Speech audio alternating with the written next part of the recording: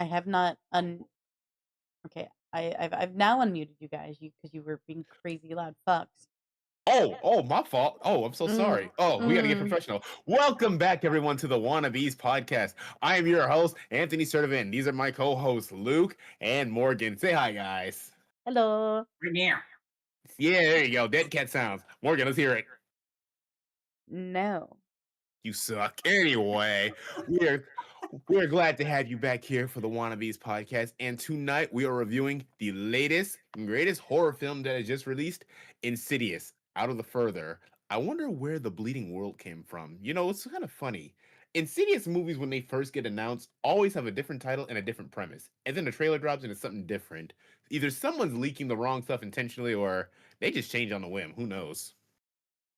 I mean, considering what I saw last night, I don't think The Bleeding World would have been an appropriate title anyway. I agree. Into the Yeah. Further makes a little bit more sense, but Out of the I'm gonna further, be honest. actually.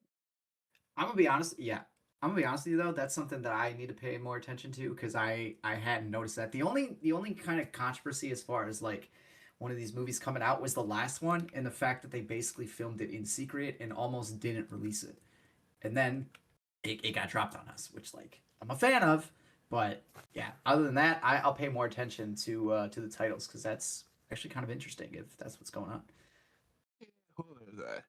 All right, you guys. So tonight, not a whole lot of news going on in the world of movie stuff. At least nothing that really feels worthwhile. Bringing up, talking about for a periodically long time. So we're gonna jump straight into our review tonight. Yes, Morgan, I stole your job tonight. Do your moment of silence. Yeah, that's true. We can do a moment of silence for our legend Tim Curry and what was our last name again? Dolly Dolly Parton. Parton. Parton. I keep wanting to say Patton. Dolly Parton. Moment of silence, about 10 seconds.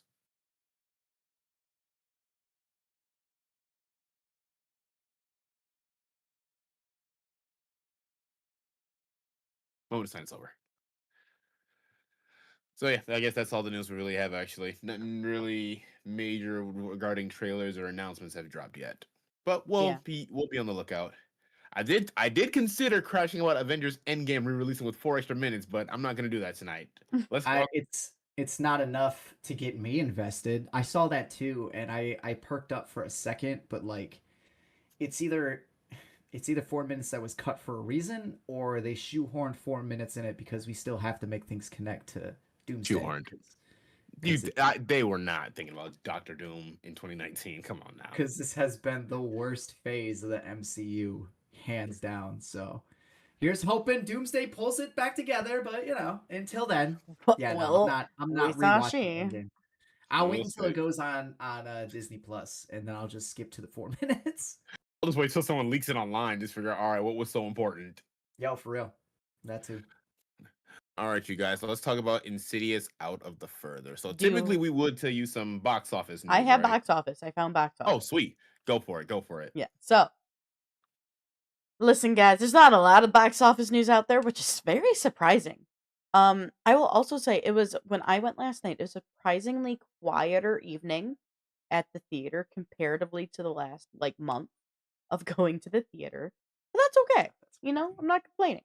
So, with that being said though, Insidious out of the further opened with 25.3 million in North America and Canada and then 60.3 million worldwide during its debut weekend.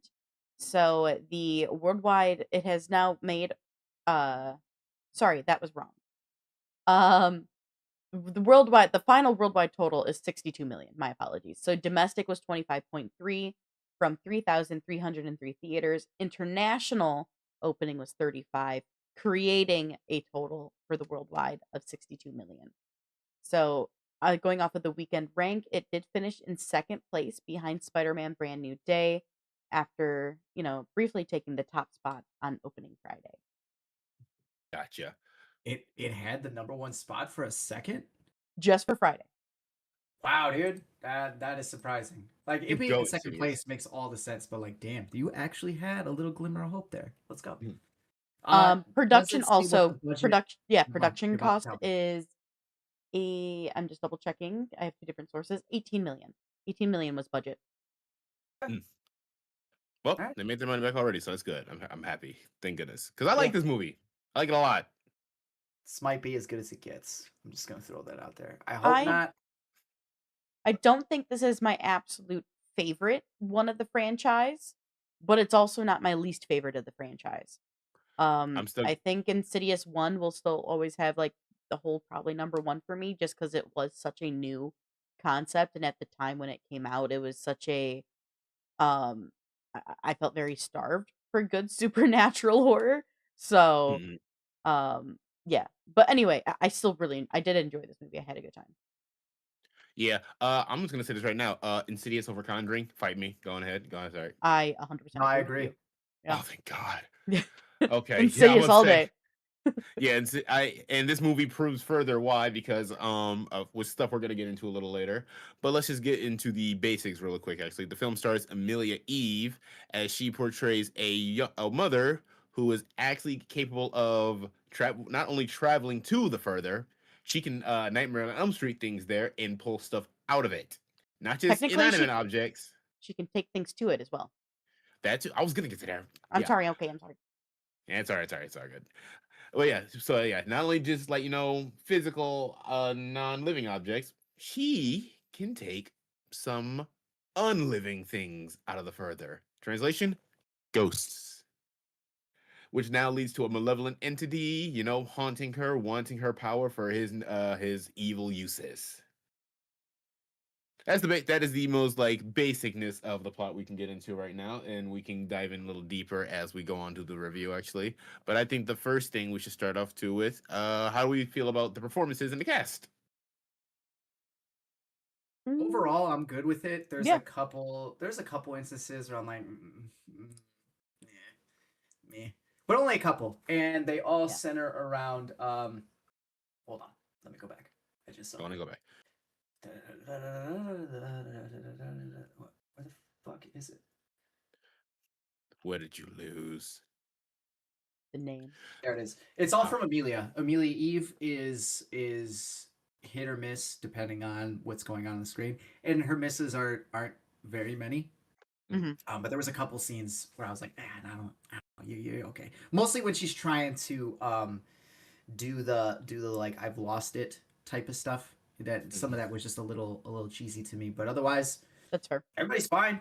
Everybody's fine. It hinges on her. She does a more than adequate enough job to carry this movie. I don't know the child actress's name who plays the daughter. She's very good in this. The little cop boyfriend dude, he's fine. He Her doesn't get name much is to do. Island Austin, and then the That's cop, right. She's got a badass name. yeah, and then Brandon Pereira. Yeah, Brandon and Island were both good. Yeah. Brandon doesn't get a whole lot to do, but he's good in that role. Great to see Lin Shay. I'll watch any of these movies if Lin Shay is going to be in it, but I also have thoughts on that as well. I'll get to later. But yeah, Mhm. no, I don't have any issues with the performances overall. Um, They're all, I mean, for Insidious, they're just fine. yeah. I want to give the biggest shout out though to Laura Gordon, who is Ingrid, so plays Gemma's mother. She crashed out very well.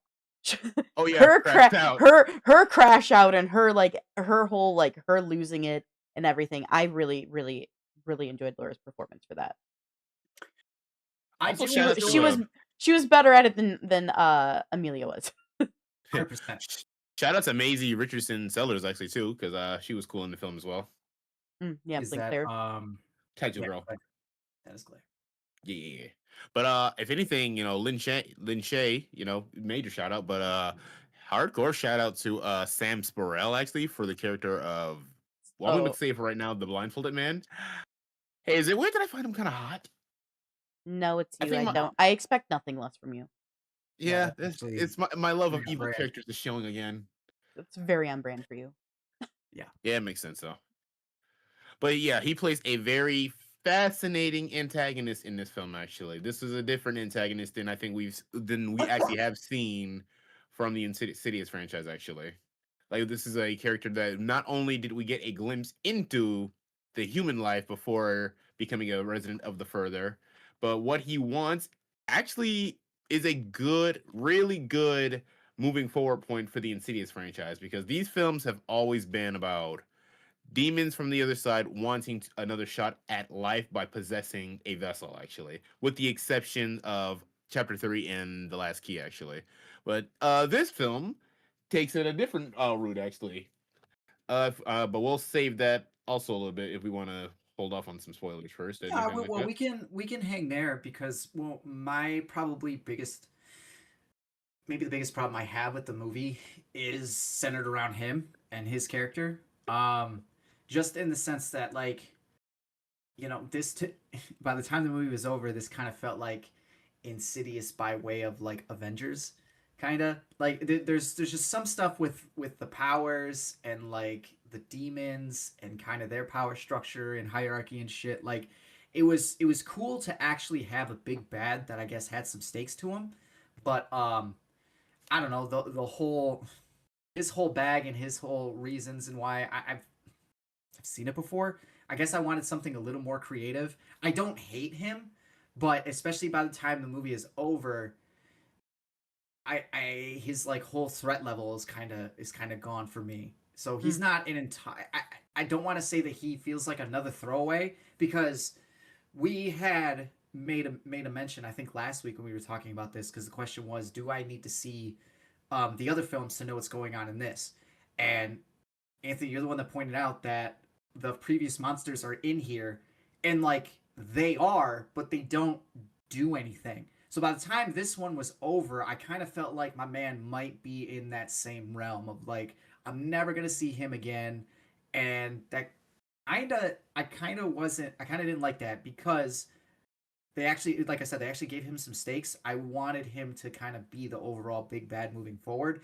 Now that it kind of looks like he's not, I don't like him as much as when we were going into the movie. mm, Like I said, the stuff I had seen before, but if they would have maybe set him up in a position to continue on, not saying that that's necessarily not the case, but by the time this is over, it doesn't seem like that's going to be what we're doing. So he just kind of feels like another throwaway. Like it was cool to see the red face demon. It was cool to see the bride in black, but nobody's doing anything.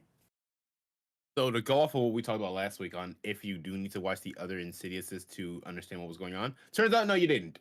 I think the only thing maybe, but the film itself does explain, is possibly watching the Red Door would have given us some context, but actually, the film actually does explain why things are happening and what that has to do with anything actually. Which also, I'm glad that this film does explain the post credit scene of that film actually too.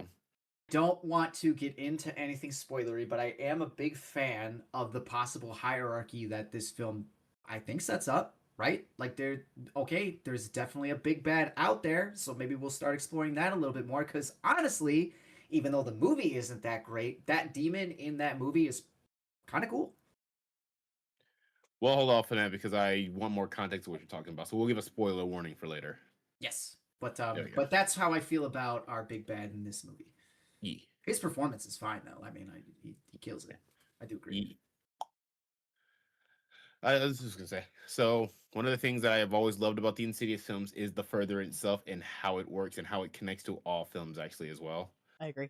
Because yeah, because well actually I'll hold off on spoilers so we don't give directly into what the villain wants and how everything connects and everything like that. I brought But all that up just to give a critique of my man's performance. I'm sorry I threw a lot of shit out there, but I felt like it was necessary. I think I did a good job at not spoiling anything. no, you're good. Everything that was brought up in the trailer, honestly too. But yeah, Yeah, cool. I've always enjoyed how the further works with its time doesn't necessarily matter there. Um and also the fact that, the further houses a lot of, familiar demons, and a lot of them we have seen throughout the previous films actually. And it actually to me does make sense why they would show up here actually again too, considering what our main bad is actually trying to do actually too. So I want to know how you feel about it because I love the further in the sequences that they do where like they really go out of the way to make shit feel claustrophobic. There's the couch fort scene in the trailer, but like the scene itself in the movie I think is way more intense. I'm a big fan of that scene. But then when they're just like in the further, it's literally they're walking around in nothing. And I like when they want to get creative with this fucking thing, they do a very good job. But then there are in every movie, there's scenes where they're just standing there and then the fog, and I'm like, that's I mean, it is boring to look at. So I have a love-hate relationship with the further at large. But like when they decide to get creative with the monsters and with the sequences that they're gonna play with in the further sandbox, very, very cool. I'm a big fan. I think the further as a whole, I still genuinely dislike. Even the boring stuff actually, because I think I just the concept of it, and I'm just a fan of kind of dark and spooky places like that. It's kind of vibey for me actually. But I'm Yeah. not going to disagree with the fact that sometimes they do get more creative, but you have to travel to a specific domain of a specific spirit to get there actually too. So I'm not surprised if you're just kind of in a dark nothingness place actually. I guess that's probably on me then. Then maybe I just didn't pick up on the explanation, which is entirely possible. I mean, if that's what they're portraying is like when you go in and say, that we've seen it in the other films, they wake up and they're still in their house, and then they go out and then there's nothing. It's like, okay, this is your little pocket, and this is your destination, and you literally have to go through nothing to get to another one, and that's why people Exactly. shit. Okay, cool. Yeah, visually speaking, again, not the most exciting, but when they do stuff, phenomenal. Yeah. Yeah. So okay, so this is funny actually, but and it's also in the trailer. Me and Morgan were talking about it earlier. This movie still continues to solidify my hatred of the dentist. I don't like dentists. I really don't. Probably my least favorite scene, to be totally honest with you, but that's just because, like, I don't know, in this nonsensical movie, like this is the most nonsensical, right? And also, I'm just saying, when you're looking at the at the fucking X-rays and you're seeing what you're seeing, why is your gross, very gross, and that was effective, but like, why is your first instance, I'm gonna stick my hand right where I know this fucking thing's gonna happen? Like, what exactly? Like, I've seen dumb shit in horror movies. Characters do some dumb stuff. That's pretty fucking dumb. Like, that's up there. Hilarious how it ends, but that I was like, I'm not a total fan of this particular sequence right here. She's a dentist. I'm not even going to try to defend the dentist. Why though? Stupid. She hadn't embraced the supernatural side yet. And That then is like true. the old folks, they're in the trailer. They're positioned to be I assume be demons from the further. They're not. They're just people. But like um I don't know. They look creepy, but I don't understand why we're having such a hard time dispatching the geriatrics. Like, what? Even with the fucking the ghost help, like, why is this still this hard? And also, let's be real here. In that white ass suburban neighborhood, if those creepy old people are walking around like that, they're scooped up. They're out of here. They're not fucking hanging around. They're the first people that are getting packed up and sent back to the old folks home. You don't have an answer to that. I don't know how that whole thing works. Well, how did they work for you? They weren't really effective to me. In the story, I get it, but I wanted to be creeped out by them more than just dirty mouth. You know what I'm saying? Yeah, I think for Uh, us, the creeping out factor wasn't for us as it was for Maya, her daughter. I will Because at if least we were if admit we that. were Maya's age, I think they would have been creepier to us. I mean, so top three creepiest parts of them is couch fort when they just pop their heads out a little bit. Yeah, That's 100%. unsettling. Two, I mean, I ain't gonna cap. If I look away, then look back, and all three of them are just staring at me, like, okay, yeah, that's unsettling there as well. And also, just right before um uh, Gemma astral projects at one point, and her door is open, and you just see someone standing there, which I'm assuming is the lead old dude. Actually, I'm like, okay, I like stuff like that as well. So those are good. I Mm. enjoy those scenes too. But then like they do the thing in the movie where, and it's like a James Wan staple because he's been doing it since Saw One. When you get like the recap and they show you from the different angles and you can actually see them there, Mm. not for me not as effective. Like, I love them in the shadows and you can just make the outline. Yeah, That's awesome. Now you show like I see him in his full costume and shit. I'm like, okay, that would be creepy to see him standing there, but in like I haven't liked you since you showed up on screen. So go back to being in the shadows. Well, I mean, now that the reveal's out the way, might as well just show him, honestly. So, I suppose. I just don't understand why you've got like that good scene and then you purposely throw in. I mean, maybe to them it was good, but I would argue. But yeah, yeah. I just want to know how you guys felt about the old trio because they're a mixed bag for me. Because like the couch scene, fantastic. Even though once he starts like making his little dog panting noises, that was I laughed. I don't think I was supposed to laugh, but I laughed. Um, but I did Tell you I what, did think like if I was in that position, the first thing I'm saying is like, are you fucking like are you fucking kidding me? You know, with way more dread, and then I probably end up dying because I would have done the same shit. But like, yeah, when he just starts making his little grunts, I was like, that's fucking hilarious. I don't think it's supposed to be. Them I heads actually poking out though. there's That quite was a bit of fucking great. laughing in this theater that I was at, and we had a pretty dead theater, but it just there's the scene where a dog switches places and starts barking in a lap. Dan about lost it.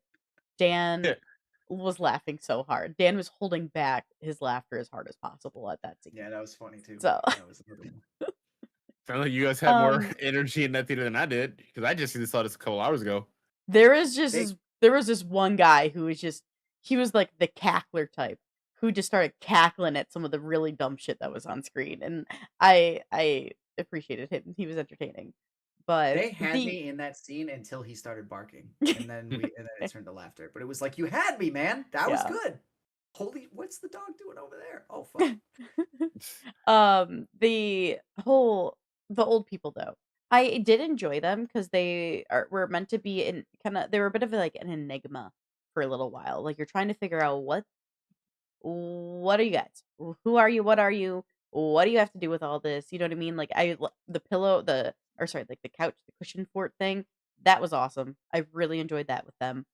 Um, but in terms of later film and their longevity of their roles, I do think got weaker as the film went on. But I don't necessarily hate it because as the movie goes on, our big bad evil guy, blindfolded man, he's getting weaker as the movie goes on. If you think about it, and they're his pawns. So I didn't really mind them getting weaker and less of a problem because I mean, compared in my opinion, compared to everybody else that is in the further, they look kind of okay. Yeah, they're just regular people. Except for maybe Shotgun Chick. She looks the most regular until she has her smile. I don't Mm. know what it is, but it is the smiles. But it's the makeup that they put on them that does make them like uncanny valley to me, and Yeah, that's that's really where the fair. creepiness comes in when they have the 100%. makeup on and they smile. I'm like, oh fuck, like no, thank you. But yeah, when they're just in I the mean, real shit. world and they You smile, I'm like, go look at Joseph Lopez. go He's the home. guy.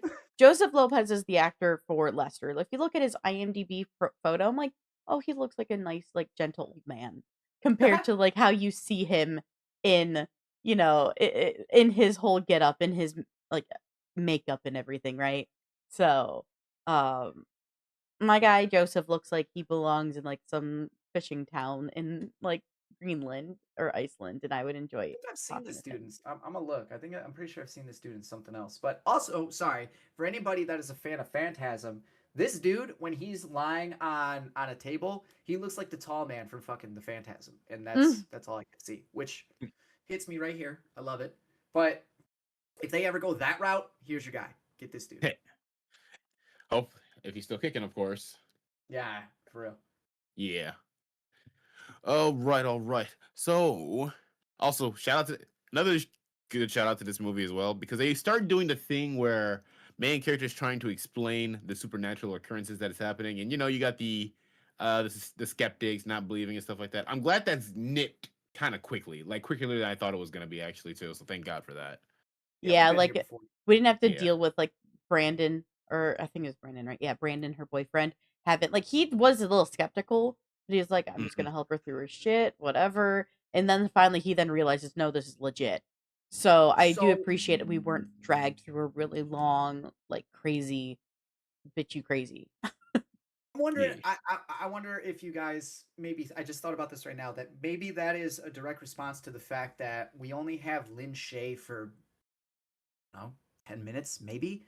Um, and Elise isn't there to like shepherd us into like what the further is and how it works and shit. That scene is in here, but it's really really quick.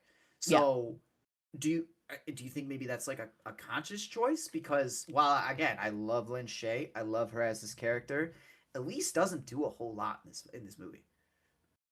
Well, I think it might be conscious because we, the audience, we know what the further is. And like we've had 6 movies to explain this at this point. Like if anything, her explanation is more to explain the antagonist more than what the further is. Like, I okay, also argue that her explanation is also for the few people who may have came to see this movie without ever seeing an Insidious movie before. Sure. true.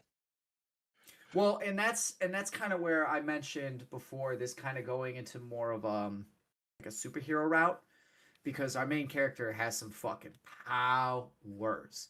She is a powerful, powerful character, and I just think, for me personally, considering how grounded grounded these movies have been, like with the Lamberts and shit, like I don't Yeah. know how I feel about having an all powerful character. It just kind of, to me, feels like we're taking away some of the dread that I'm supposed to have because this character is supposed to overcome something. But, like, I don't know, halfway through the movie, if you let me know they're fucking juiced up, I'm like, oh, well, this is only a matter of time. So I I'm wondering really how you guys felt about it. going on. So I Hey, get argue where with me, please. I no, I get where you're coming from because I don't fully disagree. So I really do enjoy the idea of there being different types of people who can interact with the further. I like the expansion that we got of the further and the people who are connected to it. I like that there is different abilities, if you will. Yeah.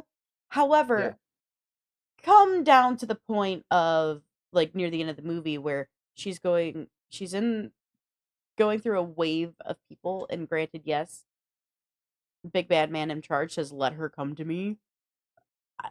All I'm like, I don't know. For me, like that whole scene with her felt annoying. Because like, okay, you just got to walk through a wave and like crowd of people. Like, I didn't really feel the payoff for like in like the intensity that I feel like that moment should have had. And part of me, she literally was like, "Oh, clear your mind and do this. Send them here, right?" She took forever to fucking do it, and I knew how she was going to do it, to be fair. The whole Like how a she couple was car. going to get rid of them, I didn't necessarily know from the very beginning, but I knew closer to the of Gus getting to that moment how she was getting rid of them.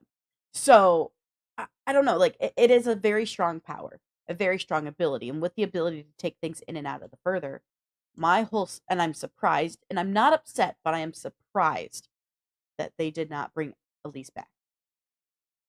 She I was think it's her. the conduit to be able to bring Elise back to the main world. Well, I like am maybe they could do happy some. they did not do that. I want to say that now. I'm happy they didn't give themselves that plot point for future films. I think having Elise in every single film is going to become redundant to us.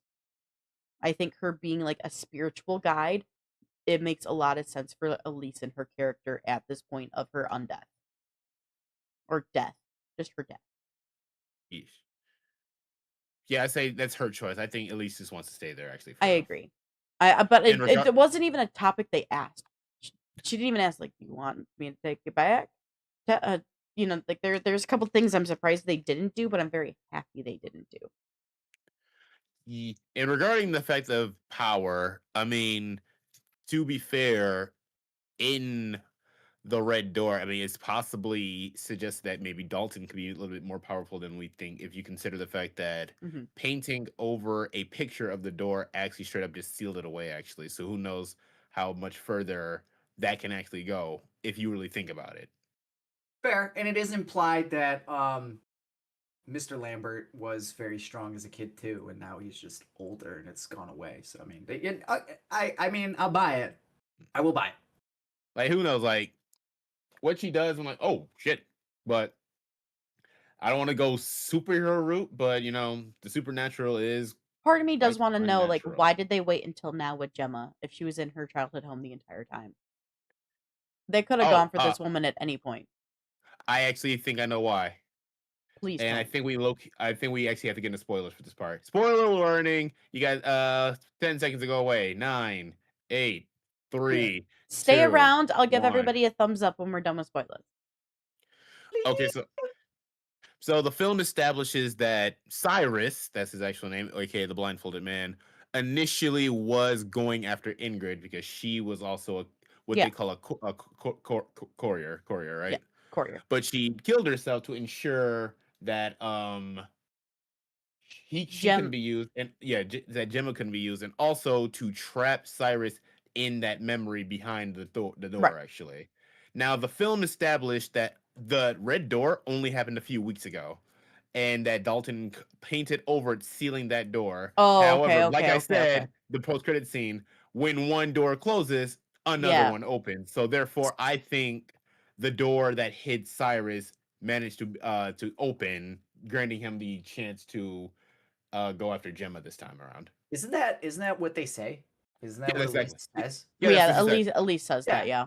that is what Okay. she says. Oh, Okay, that's and fair, that's fair. also like a week later, damn, I when they said 2019, that actually did kind of catch me off guard. I mean, I guess this movie doesn't have to be in present time. They don't have to be, but like the further it moves fucking fast, dude. I was like, that was only a week ago. Holy shit.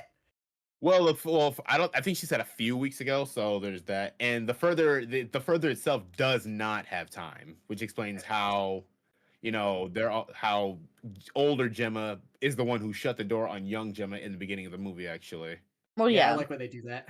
I do yeah. like So that. it's that kind of I like like those. paradox of time travel. Actually, so yeah, that explains all of that. And also when I think about it too, because I was thinking to myself, um oh god, what was I thinking to myself? Just Cyrus's targets in general, because he's gone after Ingrid, he's gone after Gemma, and he's also gone after Maya actually too. Mhm. But I like to think the idea that in that scene, because this is one of my favorite scenes of the whole movie, actually, when she goes into her neighbor's house to figure out what happened to them after those three old people like moved in, actually, and she's watching the tape of Cyrus back when he was younger, back when those acolytes were younger, actually too. He puts on the blindfold, which I'm assuming he entered the further, and that's how he ended up coming across Gemma, Let's see. which I like to imagine the further. I mean, you can travel to the further and learn some things about maybe what's to come or what's happened in the past and stuff like that. But I don't think you're gonna get all the answers actually. Which then leads Well, me to we see think, you that know with what? He Claire, just for example, when she does her jump. yeah. But I was gonna say, which explains why he would target any of the Hall family, should I say? Yeah. Because obviously it is very much like family lineage, because we also see that with the Lamberts. Yep. That's too bad he didn't know about the Lamberts, huh? Well, like the Lamberts wouldn't have given him what he wanted to. He needed somebody who can strictly pull something out of the further, because his whole thing was to take the dead and bring him to life without possession. Because as we've seen in Insidious Chapter 2, when Mhm. the Bride in Black, aka Parker Crane, possessed Josh's body, it started to wither away actually. Which is also why yeah, I hear it. Which is also why I would say all the spirits of past movies join up with him for this deal. Like, hey, if possessing will eventually just wither us away and not give us the deal that we hope for, then maybe this is the alternate, the better option actually. No, that's fine, and Hmm. I do like it. It makes sense, which is why like the hierarchy of the demon world. It was like, man, I thought for sure like the red faced demon would be like a boss, right? Or you would think the fucking what is it? Is it the one from number 3 would be a boss too? It's like I was expecting some of these demons to have a little bit more, I guess, gravitas to them, a little more sway, and not just be a demon that goes, you know what? I'm just gonna jump in with you because I can't get the job done. I can't get it done, so you can. Let's go. That's what I that felt don't like to me. I don't think the Insidious franchise ever really went with a hierarchy of who's powerful, because I just I think they feel did now. I don't even think this either, for real, for real. Okay. Because if I think about it like this, Red Face Demon, we don't really know anything about it. Also, his name is Freddie Mall. I've coined that for the longest time. So Mr. Freddie Mall is just I think he was a former human who embraced more evil and became more demonic, actually. But I wouldn't say he was a boss. Like, he's got his little section of the further and what he wanted, but I wouldn't say he was a boss, or I don't even know if he was necessarily powerful, for real, for real. Well, okay, so then I that just leads me to have another issue. By the way, I do not consider Blair Witch a documentary. It's just a horror film. Um, found the earliest and best version of found footage. Anyway, Yep. yeah, because I want to know more about these demons that you've already introduced. Dude, the red faced demon in the first movie is one of the fucking scariest things that I've seen in quite some time, and I know nothing about him. And then he's just a throwaway in the rest of the movies, in my opinion, including this one. It's like you already have a rogues gallery. I'm not mad that you're adding to it, but can you give me something else with these ones that you've already established? Because now they don't feel that special anymore. Like what are we doing? Well, they're all just, They I just guess, constantly residents take of a the backseat. further. Like, we don't know much about the Red Face. We at least figured out more about the Bride in Black, and I think the man who can't breathe sort of might have an explanation as well. But I think the films also established the fact that sometimes they don't even want a second chance of life. Sometimes they just want to do malevolent shit, actually. And then there's Keyface, who uh, it's funny enough. That's the one Insidious movie I still haven't seen actually, but I know it goes down in it. But if I recall, I think he just wants to open up more red doors to continue to spread the evil he was doing inside that one movie actually too. So, and that's why I think that's the one that's going to end up being the Thanos of this fucking universe. I I I think want to nip that in the ass right now because we don't need a big hierarchy bad in these. Like there are just multiple malevolent spirits that can do different shit. Honestly, I really don't think we need a boss. I want to agree with you, but if you're going to give the dude one specific ability to literally unlock the fucking doors, it's like, well, you by definition or by because we don't have anybody else, like you are the one that's in charge. You literally he's the one that opens up and closes the fucking doors. Well, consider the fact that we got humans who have different abilities with the further as well too. Would that mean we need a hierarchy of human characters? Who's the most powerful then? I think we fucking got it now. Not to mention in the one that you haven't seen, that main character is set up to be something that hasn't happened yet. I would I'll argue get to that that later. the Hall family is probably up there in one of the most powerful human sides of Yeah, interaction. and just because just because Dalton closed the door doesn't mean that they still can't be involved in this franchise too. Like Yeah, that these are is the true. doors, people. So there's that as well. So yeah, I mean, yeah, they could end up going that route too, maybe. But yeah, there is. I mean, I want you to watch it. I'm not gonna spoil anything for you, but the main No, go ahead. Go character, literally go ahead. Go ahead. the Because the fucking main character in what is it? last key. Four. The Yeah, last is that what it is? Last key. yeah, Anyway, that main character is Elise's niece, and she also has powers too. So by the time that movie's over, it's kind of established that she may end up being a part of this franchise as well. perhaps so. Yeah, Hmm. and she's got powers and all that junk. So Well, I guess the top all off the way I look at it as there are going to be some demons who have specific powerful abilities, and there are going to be humans. But I don't see this as being. I'm gonna just use Stranger Things as a comparison. I don't see a Vecna of the Further. Actually, the Further exists, and there are many residents of it there, and they can do different things, I suppose. And yeah, we'll just get more stories that where we just end up seeing different ideas of how a malevolent spirit can affect the real world within the Further. all right, let me know how you feel about this. Because for me personally, what would in the next one would be amazing is if they had it take place in a completely different location, because all the locations kind of feel the same, except for maybe three. Three takes place in New York ish, maybe. I don't know, but please a whole different area and have the further. I mean, it can all be connected, but I don't want to see any more familiar faces in the further. All new further characters. I get it. I know how it works, but like they hint at it being big, but when I see the same faces all the time, the further actually feels pretty fucking small. Expand on that a little bit, Mm, just a little. I can see what you mean. I see what you mean, but I actually do like these familiar faces showing up. It always kind of makes these films feel a little connected in a way, in a small way, even if they don't do much. But hey, these are the malevolent spirits who tried their hardest to get what they want in the films that we see. So I'm like, you know what? It would make sense if they kept showing up like, oh, another opportunity to get out of the damn further. Why might as well take that. See, I want it to feel a little bit different, and not that Elise can't be in it, but if you tell me we're on the other side of the country and Elise still shows up, all right, Elise is actually fucking like traveling to help these people out. if you can't give me a new one, then have that be the case. I want it to not feel like I'm in the same, I don't know, 10 block radius, give or Well, take. that's fair. That's fair. I could see that. All right. Yeah. All right. So, any other points you guys want to get onto with this film or the Insidious franchise as a whole?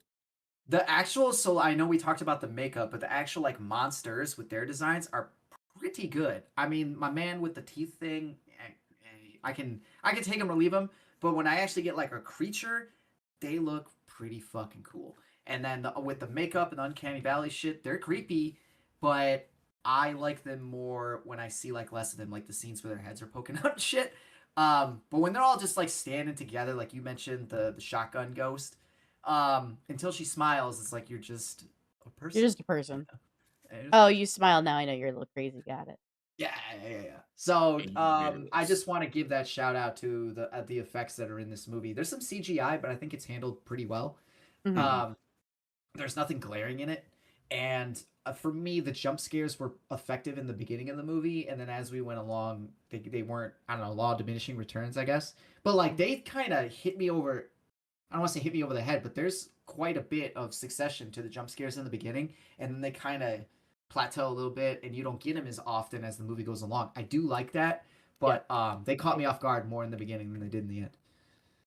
I actually do like how this film progressed with those as well too, because at first film was good, but once we actually started discussing more about the further again and what this villain was and what he wants and everything like that, and how this Loki could connect, how well not necessarily connect to the previous films, but when familiar faces started showing up, I started getting a lot more interested because again, the further is literally to me the best part of these films actually too, and how it works and its connectiveness to all the films actually. Yeah. I just want to add that I do really like the idea of this man and like his whole thing with like these people that he's trying to bring back and everything being centered around a cult and it being Hmm. very cult atmosphere. I really like that vibe. You know, it's funny you say Luke, you want it to be bigger because I like the fact that Cyrus's cult shows how long other people probably have known about the further and tried to utilize it as well. So that does that opens another door actually for more shit. Yeah, we can maybe get something even more ancient for real and There's learn actually something about it. That would be sick. I gotta say to me it gives me the vibe that a lot of them killed themselves very very quickly into like the whole cult stuff once he like did his thing, Heaven's right? Gate, baby. Mm. Right? But it's like your contingency plan was 3 people who may not have made it. Like, who may not have through health survived. Yeah, I think dude. that's probably the one lucky break of his plan actually, because I thought Right? either you know what I think actually, Loki. Option A is by the time he got into the further and found Ingrid, or no, wait, actually, because they weren't even around for Ingrid. They were only around for Gemma and Maya. Actually, We Mhm. assume there's I nothing. We assume. Yeah. yeah, it's true. I guess we got to make assumptions. Either through the further he found them, or they had been looking for him the whole time as well. Well, I do like the expanded lore on like what people will go through to get to the further and like how they're inducing their Like drug um inducing kind of Oh like yeah, yeah, well, what they're doing to even go into the further to induce the astral projection. I did like that. That was a nice touch. And then it's yeah. like they're going out and like getting rid of the fucking containers, and then you just look under like another floorboard. There's like 8 more. Like yeah, they have planned for this for quite some time, my guy. You're gonna need to do just a little more. hmm. But also, they're fucking like 90 and decrepit. So, I mean, just to go to your guys' point, like, he did get real lucky because they look like after this is over, they're done for. Oh, We, 100%. 100%. Because they did not. Hey, Because once they, I think about everybody else who is a lot younger that is in the further that they are bringing back.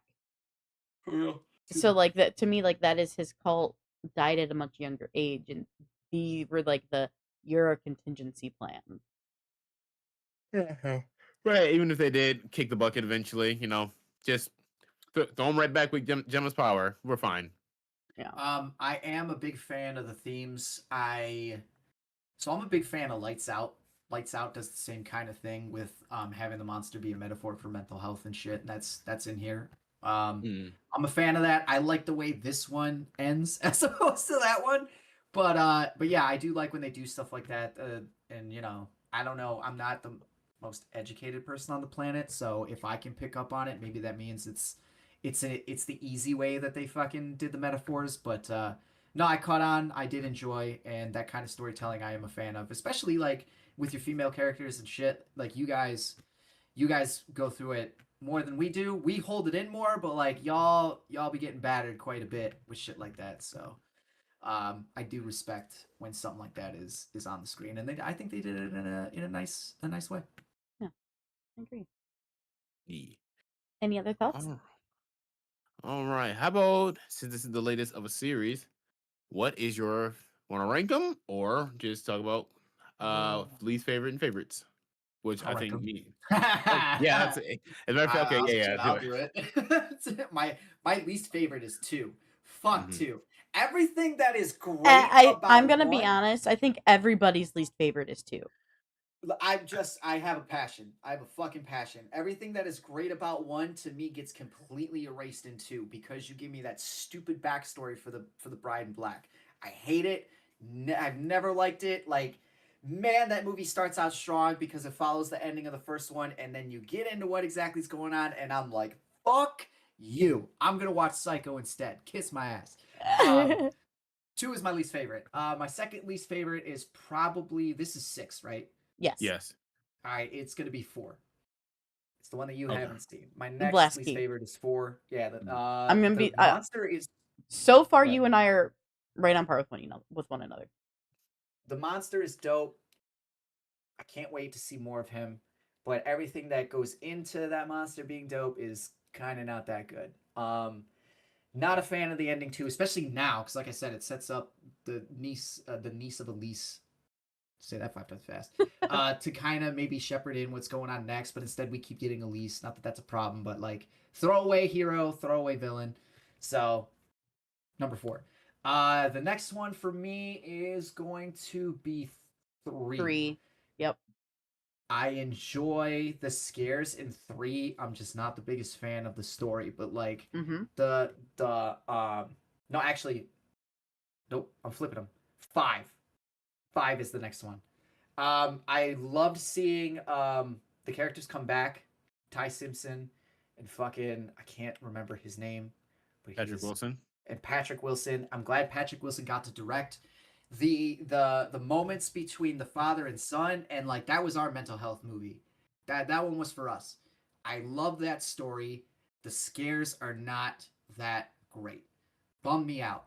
And there's a lot of plot holes. We don't really deal with it further a lot, so that one disappointed me more than I thought it was going to. But Patrick Wilson, Ty Simpson, fantastic.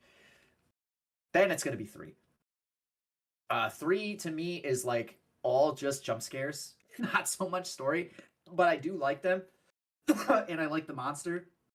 So three comes next, and then what do I got? Was that five? Or am I missing one? No, that was five. So and then number one. Number one's the best one. Number one's the best one.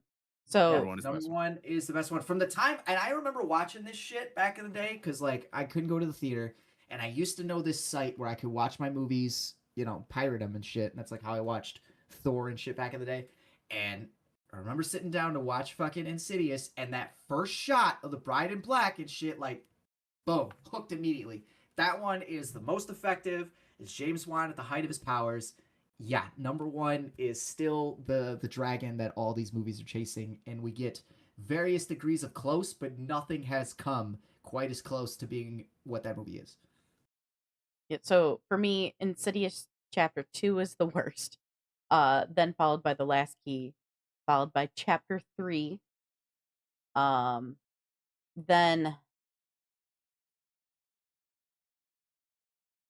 I think it's gonna be Out of the Further, then The Red Door, then Insidious for my worst to best.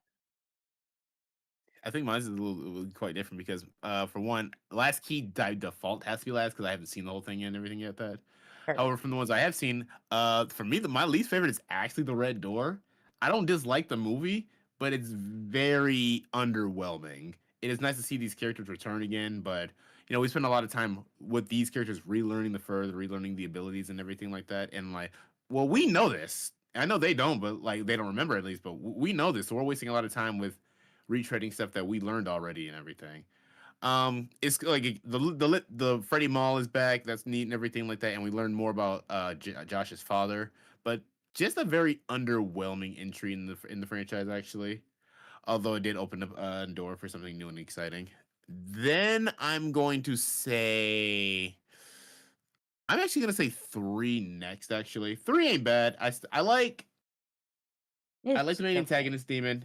Story ain't bad. I mean, I think I don't disagree with the whole jump scares galore and everything.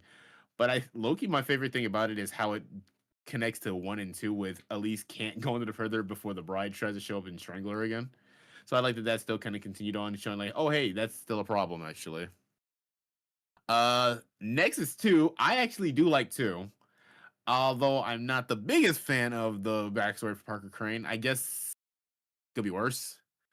And I actually do like movies where I like investigation stuff, like there's a bit of a scavenger hunt to figure out what this ghost is, what's his whole deal and everything like that.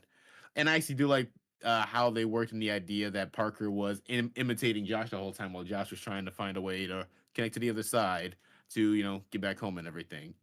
And yeah, I feel like I'm just the one who defends two a lot.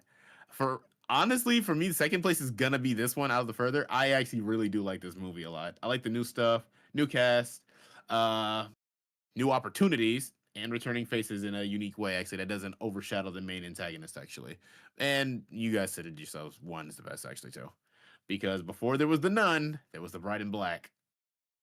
Yeah, I'm gonna sandwich this one between uh 3 and 5.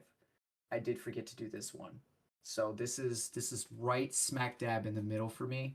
But like that's a good middle to be in. So Yeah. I did enjoy this movie quite a bit. Gotcha. All right, you guys, and I think maybe we should rate this movie. I can't speak English. I will go first. Sure. I'm going to give Insidious Out of the Further an 8.5. I really like this movie a lot, actually. Ooh. And for me, a good horror movie will win me over hardcore if the lore behind it is solid. And Insidious's lore has been solid since it began, and it has gone strong. Even with some more underwhelming entries, the lore still manages to be super interesting and holy crap, that's cool. And this film does it as well. And I really, really enjoy it. And it's nice to get a little break from the Lamberts. I'll give it a 6.5. So, especially looking at the list again, just to make sure that I actually ranked all the fucking films. I know exactly how I would score every movie if I haven't already. And I'm pretty sure I gave The Red Door a 6. I'll double check. So this is like I said, it's right in between The Red Door and Chapter 3. Chapter 3 is gonna get a 7 for me. The Red Door gets 6. This is a 6.5. I think it does a lot of what both those movies do well. It's got really good character to character interaction, specifically between Jem and Maya. It's got some really good scares, just like in 3, but it also has the mistakes that both of those movies have with, being a little underwhelming, not be fully explaining a couple things, not a lot of things make sense. The villain kind of feels like a throwaway, things like that. But there, including number 2, by the way, there isn't an Insidious movie that I won't watch. Like I will pop all of them on. 2 is my least favorite, but I will still watch it if I'm right that there with you. motherfucker is available for me to watch. So this is up there too. Hey, any of these movies are worth putting on at pretty much any time, but especially during spooky season. So yeah, I had a very good time with this movie. I am a 7. Like I said, in general, I said this literally to Dan walking out the theater. I said this earlier. It is not my favorite film of the franchise, but it is still a good film. I still enjoyed it. Like this is number 3 out of all the entire franchise. So 3 out of 6. Pretty good rating. So in general, I do like this. I do enjoy the new lore, and I actually wish we got more lore. I think we had an avenue to like dive a little deeper into the cult side of things and why this was wanted, and I just think there could have been more given to us that wasn't. Do I necessarily know what that would be? No, but me being selfish just wanted a little bit more of the lore. Here we go. And I think that concludes our review for Insidious Out of the Further. I believe so. You Nope. said something and I didn't even hear it. Yep, I I hear shit. believe Oh, there it so. is. There it is. I don't know why that didn't pick up for some reason. I just probably So said it too quiet. what do we do next? That is a very good We question. gotta discuss that, my guys. We gotta figure that out. Because I will be honest with you, I'm a little intrigued by Coyote versus Acme, but Yippee. Oh, there we go. I might be the only one, and that's fine. I'm That's very fine. indifferent. Same, actually. Unless we got something else, we can do something a little older. Maybe we do something we've been talking about doing for a minute. Like, talk to me, gooses. Well, Look at we got those options. We can play another, Because I don't game give a hot take I don't thing. give a fuck about Dog Stars, and Idiots looks funny, but I don't need to watch it. Insidious. There's that Jason Statham mutiny movie, but I don't know. Jason Yeah. Statham on Yeah, boats. I actually am Yeah. kind of interested in the Dog Stars. I was kind of curious about that one. What is the Dog Stars actually? It's the Oh, that post-apocalyptic movie. drama. It's directed by Ridley Scott, and I'm a massive Ridley Scott person. I'll be honest, the It biggest has reason the I want to monster. see it is because it's Ridley Scott. It has the monster. It actually does have a nice cast. I can't even hate. It has a good cast for sure. Jacob, he's showing up again. All right, y'all in Hollywood. Y'all gotta chill. Y'all about to make me hate this man too. So I mean, I don't know. We could discuss further, but those are really the options. Yeah. Well, in the meantime, okay, we'll discuss that off camera, and then we'll tell our audience what the next plan is actually. Yes, follow But us on the socials that Morgan's gonna tell you about. yeah. Yeah, we're on Facebook, Instagram, Twitter, or X, whatever you prefer to call it. Blue Sky, LinkedIn. We're over on TikTok, Spotify, everywhere, guys. We're here on Twitch. We're here on YouTube. So give us a follow. That way you know what we're going to be reviewing when we know it. And yeah, make sure you just And stick around. Come and tune we'd in like to next time. offer a special offer to some of our fans. If you go on the Pornhub and you use podcast wanna and apply that code, we're sending 15 hot big booty singles ready to fuck right to your location. It's all about the 5 Bs, dude. Blunts, bottles, and big booty bitches. Absolutely. What? I gotta roll everything. It's been a long time since I've just gotten the fucking head shake from Morgan, so I'm taking that as a personal win. Thank you very much. Still got it. I think we both got it for real. Yeah, that was Listen, both of you. listen. I will get us on Pornhub one day. I mean, I'm assuming it's not going to be hard, so. All right, Okay. continue All our right. outro. you can get us out of here. I'll just keep going. Whatever you want. All right, y'all. Catch us next week on Wednesday. I heard keep going. Did you hear keep going? No. Catch us next week, everybody, on Wednesday, September 2nd. We're going to be live reviewing something. We'll announce it on our socials, so make sure you follow us over there. But until next time, guys, don't forget the popcorn, and we'll see you in the next one. Have a great night. If you forget Bye. the popcorn, the further is going to come for you. Blunts, bottles, and big booty bitches. Yes. 5 Bs. Absolutely. Never.